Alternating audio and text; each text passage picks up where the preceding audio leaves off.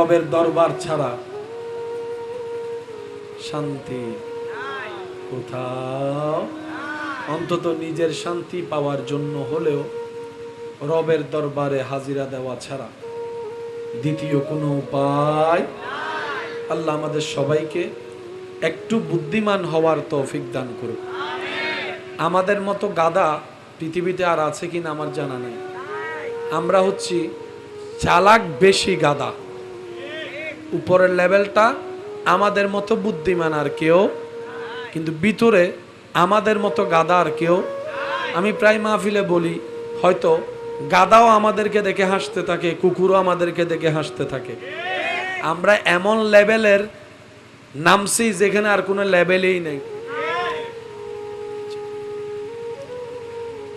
রক্ত কেউ খায়, বলেন না? ফোঁসা রক্ত কেউ খায়? নেশা করা মানে ফোঁসা রক্ত খাওয়ার চাইতেও খারাপ। কথাটা বুঝছেন? আচ্ছা, নেশা যে করে কেন করে? কেউ বলে যে দুঃখ ভুলার জন্য, কেউ বলে যে কষ্ট ভুলার জন্য, কেউ বলে যে ভাবে থাকার জন্য, কেউ বলে যে না একটু মজা লাগে সেজন্য। আচ্ছা, করলেন ভালো কথা। কয় মিনিট থাকে আপনার এই নেশা? 1 মিনিট, 5 মিনিট, 10 মিনিট, 20 মিনিট, আধা ঘন্টা, 1 ঘন্টা। যখন আপনার নেশা কেটে যায়, ব্রেন যখন আবার অ্যাক্টিভ হয়, তখন আপনি দেখেন আপনি আর খাটে নাই, নালার মধ্যে পড়ে আছেন। অনেকে তো নিজের প্রধানমন্ত্রী পর্যন্ত দাবি করে ফেলে। অনেকে বলে যে আমার মতো বাদশা পৃথিবীতে আর কেউ। পুলিশের বেতের বাড়ি যখন পিছনে পড়ে, যখন আকল ঠিকানায় আসে, তখন বুঝতে পারে। আমরা বলি যেই নেশা ছেড়ে যায়, ওই নেশা টাকা দিয়ে খরচ করে করে লাভ কি? যে নেশায় আপনার মত্ত হতে বারবার খরচ করতে হয়, নিজের ভিতরও ক্ষতি হয়, বাইরেও ক্ষতি হয়। আরে ওই নেশাতে মত্ত হন, যেই নেশায় একবার মত্ত হলে আপনার আজীবন নেশাই কেটে যাবে। সেটা হচ্ছে রবের প্রেমের নেশা, নবীর প্রেমের নেশা। বলেন সুবহান। ওই প্রেমের নেশার চাইতে বড় দামি নেশা। এই নেশা থাকে কয় ঘন্টা? জোরে বলেন, কয় ঘন্টা? আর রবের প্রেমের নেশা থাকে আজীবন। আরো জোরে। আচ্ছা আসেন, হযরত ইব্রাহিম আলাইহিস সালামকে আল্লাহ থেকে এজাজত নিয়ে জিবরাইল আলাইহিস সালাম একবার পরীক্ষা করতে এসেছেন। আল্লাহ কেন ওনাকে খলিলুল্লাহ বলে বন্ধু বানিয়েছেন? উনি মানুষের রূপ ধরে আসলেন। ইব্রাহিম নবী তখন ওই যে মেষের পাল, ছাগলের পাল, দুব্বার পাল চড়াচ্ছেন মাঠে। আর তৎকালীন সময় বড় লোক বলা হতো তাদেরকে, যাদের মেষের পাল থাকতো বেশি, দুব্বার পাল, ছাগলের পাল থাকতো বেশি, ওটের পাল থাকতো বেশি, ওদেরকে তৎকালীন সময় বড় লোক, কোটিপতি। তো ইব্রাহিম নবী আপন কাজ করছেন, জিবরাইল আমিন মানবের রূপে এক গাছতলায় নিচে বসে বসে আল্লাহ নামের জিকির করা শুরু করেছেন। সুবহানাল্লাহ। ওই জিকিরের আওয়াজ ইব্রাহিম নবীর কানের মধ্যে আসলো। ইব্রাহিম নবী ওই কাজ ফেলে আল্লাহ নামের জিকির শুনতে লাগলেন। সুবহানাল্লাহ। কিছুক্ষণ পর যখন মানবরূপী ফেরেশতা জিবরাইল জিকির বন্ধ করে দিলেন রবের, ইব্রাহিম নবী দৌড়ায় আসলেন। এসে ওনাকে বললেন, ভাই আপনি এত সুন্দর করে আমার রবের নামের জিকির করতেছেন, শুনে মনটা শান্তি হয়ে যাচ্ছে, আর একটু করেন না? তখন জিবরাইল ফেরেশতা হিকমতে বললেন, এতক্ষণ করেছি আমার ইচ্ছায়, এখন আপনার কথা রাখতে যদি আমার করতে হয়, তা আমার ফায়দা কি, আমার লাভ কি? তখন ইব্রাহিম নবী বললেন, আমার এই বিশাল ছাগলের পাল থেকে অর্ধেক আপনাকে আমি দিয়ে দিব যদি আমার রবের নামের জিকির আপনি শোনান। এবার জিবরাইল ফেরেশতা রবের নামের জিকির শোনালেন, উনি অর্ধেক পাল দিয়ে দিলেন। কিছুক্ষণ পর জিকির বন্ধ হলো। ইব্রাহিম নবী আবার আবেদন করলেন, ভাই আরেকটু জিকির শোনান। এবার প্রশ্ন করে, এবার কি দিবেন?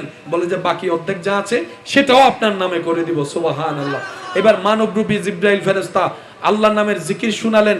ইব্রাহিম নবী মত্ত হয়ে পাগল হয়ে রবের নামের জিকির শুনতে শুনতে শুনতে শুনতে আত্মহারা হয়ে গেলেন। এবার দেওয়ার মতো আর কিছুই নাই।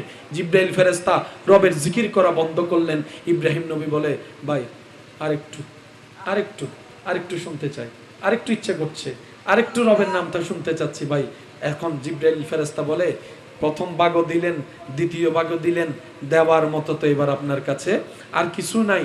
এবার আপনি আমাকে কি দিবেন? যদি জিকির শোনাই, তখন ইব্রাহিম নবী, যাকে আল্লাহ খলিলুল্লাহর শান দান করেছেন, সুবহানাল্লাহ, ইব্রাহিম নবী যিনি জলিলুল কদর একজন পয়গম্বর, ওই ইব্রাহিম নবী, ওই ইব্রাহিম পয়গম্বর জিব্রাইল ফেরেশতাকে বলে, ভাই আপনার এই ছাগলগুলা চড়ানোর জন্য একজন খাদেম রাখাল তো দরকার হবে, আপনি রবের নামের জিকির শুনান, আমি ইব্রাহিম রাখাল হয়ে যেতে প্রস্তুত আছি। জিব্রাইল ফেরেশতা বলে যে বুঝা হয়ে গেছে, আল্লাহ কেন আপনাকে বন্ধু ডাকছে। সুবহানাল্লাহ, আরো জোরে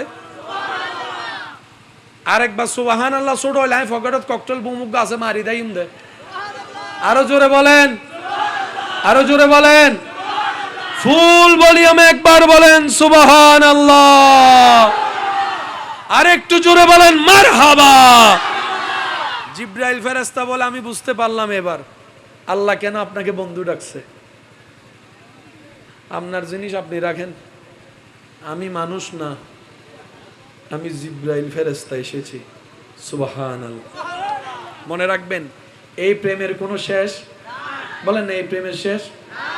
কষ্ট না নিলে একটা কথা বলি, যদি অনুমতি দেন, অনুমতি দিতে চাইলে বলেন মারহাবা।